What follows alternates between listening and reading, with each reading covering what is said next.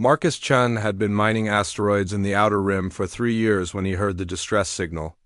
Most human miners worked the safer inner systems, but Marcus preferred the solitude of deep space. The pay was better too, even if the risks made most species avoid these regions entirely. The signal came through on an old emergency frequency, crackling with static and desperation. Marcus almost ignored it. Emergency calls in the Outer Rim usually meant pirates or worse, but something in the tone made him pause. It wasn't the usual human distress call or even the mechanical translations from other species he'd grown used to. This sounded different, younger. "This is mining vessel Earthborn," Marcus transmitted back. "I'm receiving your distress call. What's your situation?" The response came immediately, filled with relief and terror. "Oh, thank the ancestors. Please, you must help us. Our ship is dying and the hunting pack found us." Marcus frowned at his communications panel. The voice belonged to what sounded like a child, speaking in heavily accented Standard. The translator was working overtime to convert whatever language they were really using. "Slow down," Marcus said, already changing course toward the signal's origin. "What's a hunting pack? And what species are you?" "I am Zix of the Cathara. We were trying to reach the trade stations, but our engine failed. The Korvaxi found us. They hunt us for sport." Marcus felt his blood go cold. He'd heard of the Korvaxi from other miners. Savage raiders who captured ships for entertainment, often keeping crews alive for weeks just to enjoy their fear. The civilized galaxy knew about them but did little to stop them, claiming the Outer Rim was too dangerous for patrol fleets. "How many ships do they have?" Marcus asked, pulling up his navigation charts. 3 hunter vessels. They disabled our engines but left us alive. They said they wanted to play first. The young voice broke slightly. "My family, they took my parents to their ships. I'm hiding in the cargo hold with my little sister." Marcus stared at the scanner readings. His mining ship wasn't built for combat. The Earthborn was tough, designed to survive asteroid impacts and solar radiation, but it had no weapons beyond basic mining lasers.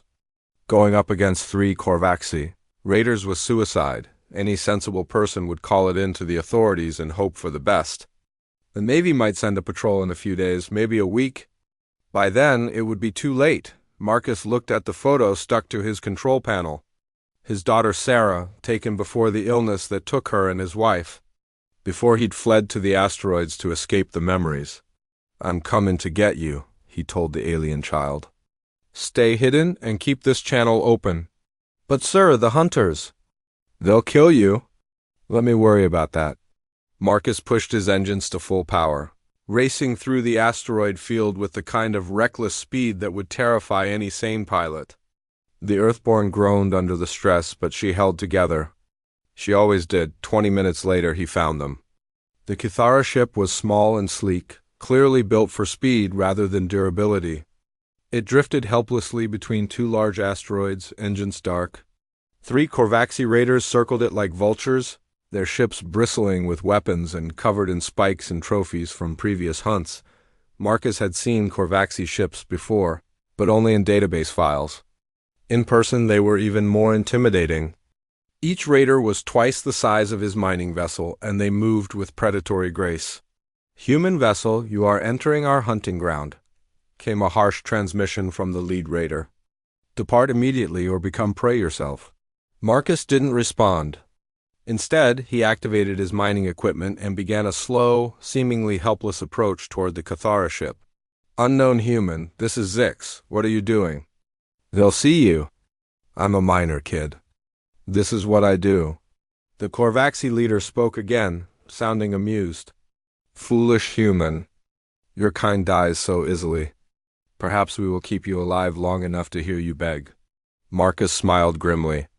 The Korvaxi had made a classic mistake. They saw a small, unarmed mining ship and assumed they understood what they were dealing with. They'd probably never encountered a human from the Outer Rim before. Most humans they'd met were likely from the soft inner colonies. Protected by Navy patrols and corporate security, they had no idea what humans like Marcus were capable of. The mining ship continued its approach. looking helpless and confused. The Korvaxi raiders moved closer, no doubt planning to disable his engines and add another victim to their collection. Marcus waited until they were exactly where he wanted them. Zix, when I tell you to move, get yourself and your sister to the emergency pods. Don't ask questions, just do it. But what about my parents? I'll get them back. The lead Korvaxi raider was now close enough for Marcus to see details on its hull. Bones and metal trophies from dozens of different species hung from spikes welded to the armor. Some of them looked fresh. Marcus felt the familiar cold calm settle over him. The same feeling he'd had during his military service, before mining, before losing everything that mattered. The Navy had trained him well, and the asteroids had kept those skills sharp. Now! He shouted into the cum. Marcus triggered every mining laser, cutting beam, and excavation charge he had. But instead of firing at asteroids, he targeted the precise points where the Korvaxi ships, weapons connected to their power systems. The Earthborn wasn't a warship. But Marcus had spent 3 years learning exactly how much punishment different materials could take. He'd seen what sustained industrial cutting lasers could do to reinforced hull plating. Most importantly, he understood something the Korvaxi didn't. Humans didn't build anything weak. His mining lasers, designed to slice through solid rock for hours at a time, tore through the raiders' weapon mountings like they were made of paper. The first raider's main gun sparked and went dead. The second lost its missile launchers in a shower of sparks. The Korvaxi finally realized their mistake. This wasn't some helpless merchant or soft civilian. But by then, Marcus was already moving. The Earthborn might not be fast by Navy standards, but she was built like a brick and twice as stubborn. Marcus rammed the first raider at full speed, his reinforced hull smashing through their lighter armor. The collision sent both ships spinning, but the mining vessel's heavier construction kept her intact while the raider's hull cracked open like an egg. Impossible! Screamed the Korvaxi leader. How can a mining vessel? Marcus didn't let him finish. He spun the Earthborn around and fired his remaining lasers at the second raider's engine core. The alien ship exploded in a ball of superheated plasma. The third raider tried to flee, but Marcus had positioned himself perfectly. A few precise shots disabled its engines, leaving it drifting helplessly. This is how we do things in the Outer Rim, Marcus said calmly into the cum. Zix, are you and your sister safe? Yes, we made it to the pods. But how did you... what are you? Marcus looked at the disabled raider ship, thinking about the Cathara parents still trapped aboard. I'm just a miner, kid. But I'm also human. And where I come from, we don't leave people behind. The rescue was just the beginning. Word spread quickly through both legal and illegal channels about the human who had single-handedly destroyed a Korvaxi hunting pack. But Marcus didn't know that yet. All he cared about was getting the Cathara family back together and making sure they reached safety. As he prepared to board the disabled raider ship, Marcus had no idea that his actions would soon reach the attention of powers far beyond the Outer Rim. The galaxy was about to learn that humans weren't just another species to be catalogued and dismissed. They were something much more dangerous. They were Deathworlders who protected the innocent, and once that truth spread, everything would change. 3 weeks after the rescue, Marcus thought the whole incident was behind him. He'd returned the Cathara family to their home station, filed the necessary paperwork with colonial authority, and gone back to mining asteroids. The salvage from the Korvaxi ships had paid for new equipment and enough supplies to last him 6 months.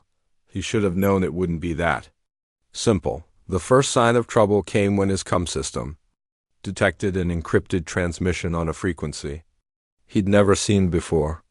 Military-grade encryption, the kind that cost more than most ships. Mining vessel Earthborn, this is Admiral Vexstar of the Galactic Defense Council. You are ordered to proceed immediately to Nexus Station. For debriefing regarding incident designation OH7743, Marcus sighed and shut off his mining laser. The Defense Council was the closest thing the galaxy had to a unified military. Though most species only contributed token forces, they usually ignored the Outer Rim completely. Admiral, this is Marcus Chung. I already filed a full report with Colonial Authority. There's nothing more to discuss. The response came back immediately, and Marcus could hear the irritation in the alien voice. Mr. Chun, you engaged and destroyed a Korvaxi hunting pack single-handedly? This incident has attracted attention from multiple galactic governments.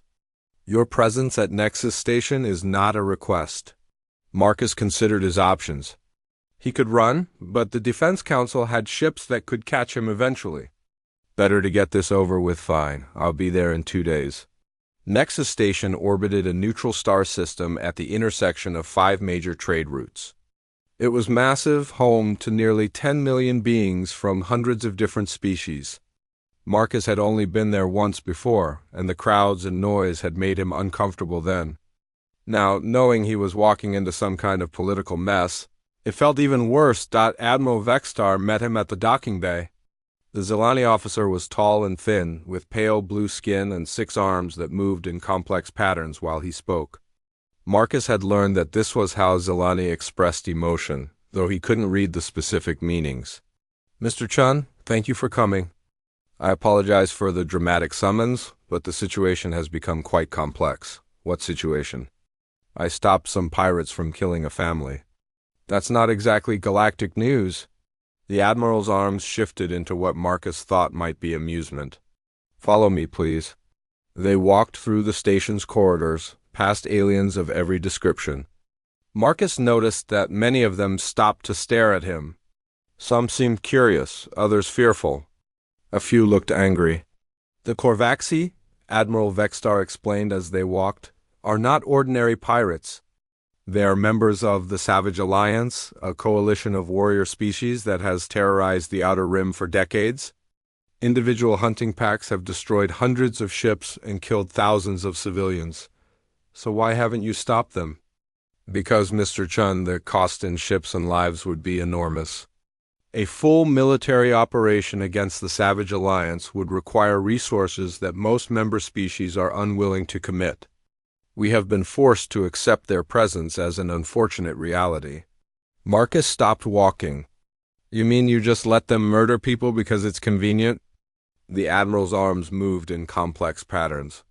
The galaxy is vast, Mr. Chun. We must make difficult choices about where to deploy our limited resources. That's the biggest load of, Mr. Chun. The Admiral's voice carried a warning. Please remember that you are speaking to a senior military officer. Marcus bit back his response. Getting arrested wouldn't help anyone. They arrived at a conference room where several other beings waited. Marcus recognized some of the species from the database files he'd studied during his Navy service. Thoraxians with their beetle-like carapaces. A pair of gaseous Nexari floating in containment suits. What looked like a walking tree that had to be one of the plant-based Verdani. Gentlemen, Admiral Vextar announced. This is Marcus Chun, the human who engaged the Korvaxi hunting pack. The Thoraxian representative clicked his mandibles together. This is the Deathworlder? He seems rather small. Marcus raised an eyebrow. Deathworlder? One of the Nexari spoke, their voice coming through a translator mounted on their suit. Your homeworld Earth is classified as a Class 12 Death World. Extreme gravity. Violent weather, aggressive predators, toxic atmosphere components. Most species consider it uninhabitable. Our atmosphere isn't toxic. 21% oxygen is highly corrosive to most biological systems, the Verdani rustled. Your planet's gravity is 3 times standard.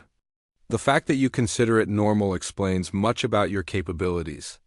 Marcus was starting to understand why the stares in the corridor had seemed so intense. You brought me here because I'm from a dangerous planet? We brought you here, Admiral Vextar said, because your actions have created a political crisis?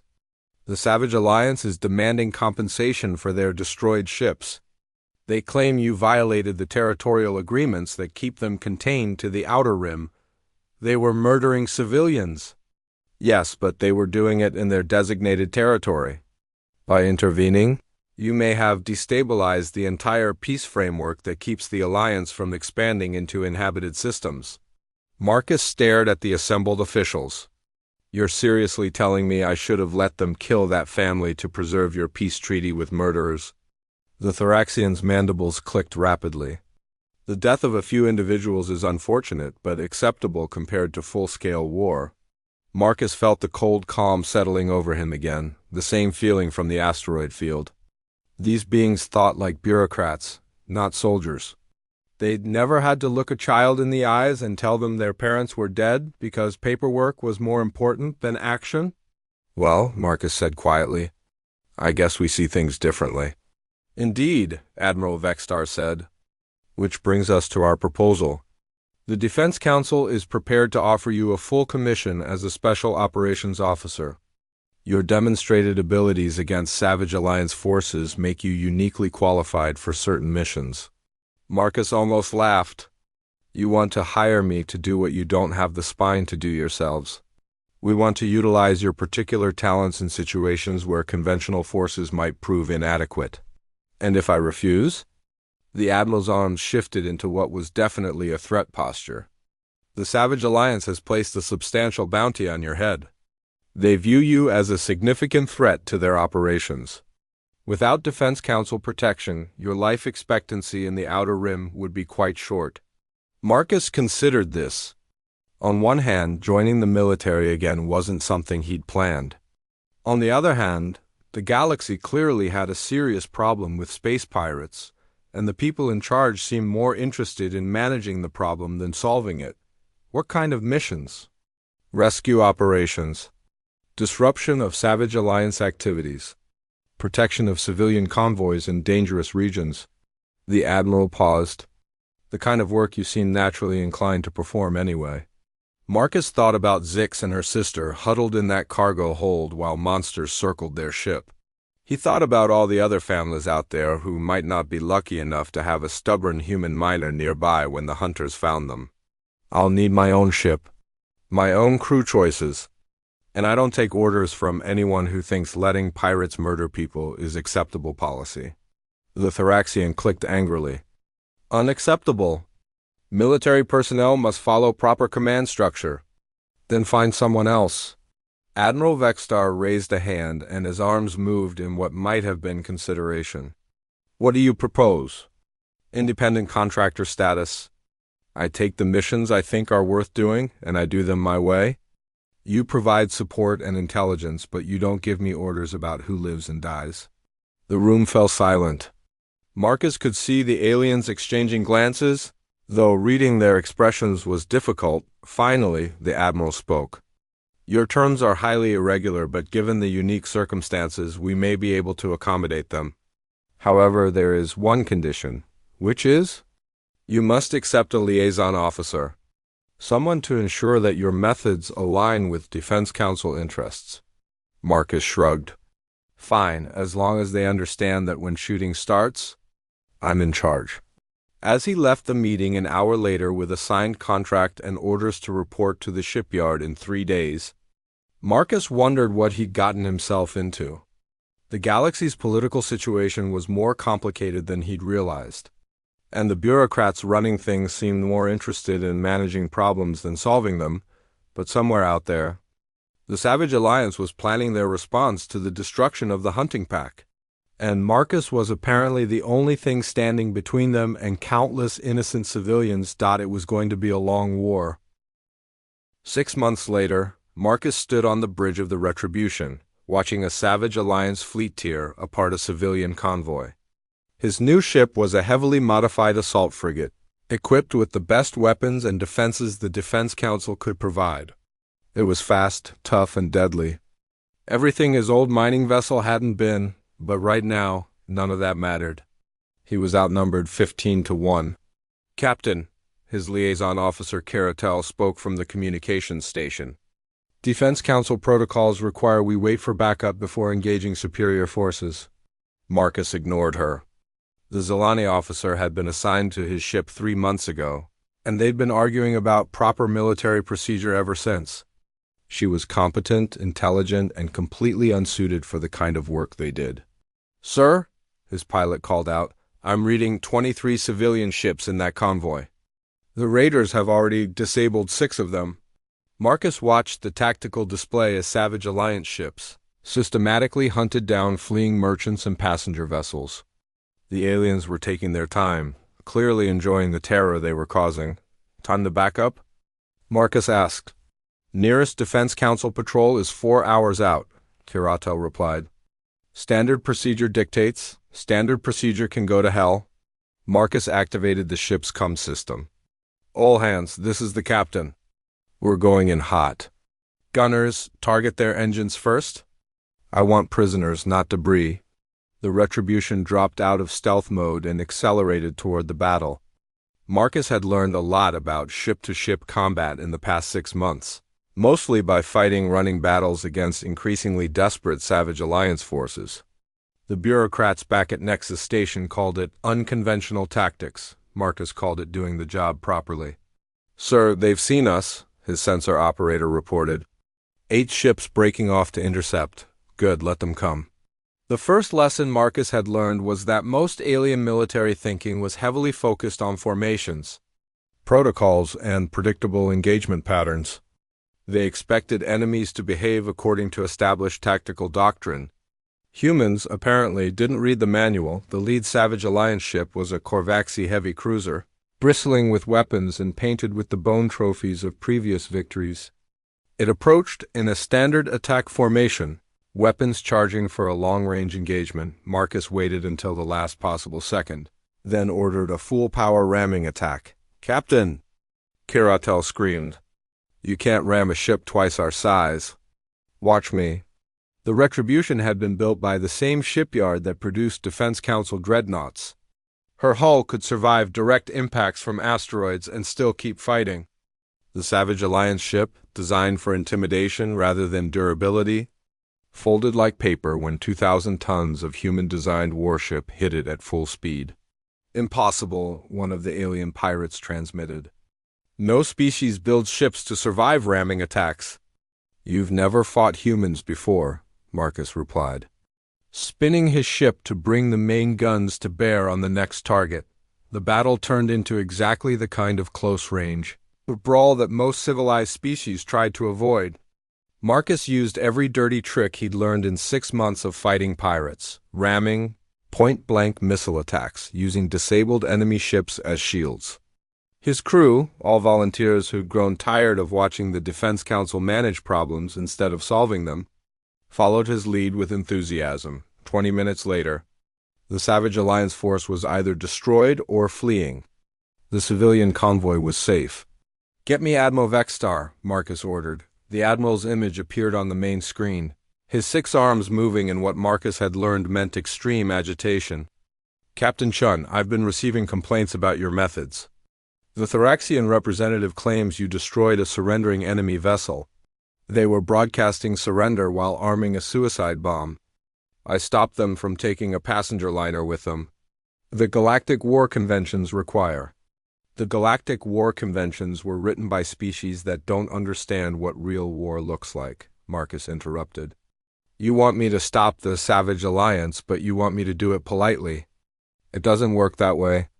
Admiral Vexstar's arms shifted to what might have been resignation. Captain, I've been ordered to inform you that several council members are considering terminating your contract. Marcus wasn't surprised. His methods had been effective, but they'd also caused significant political problems.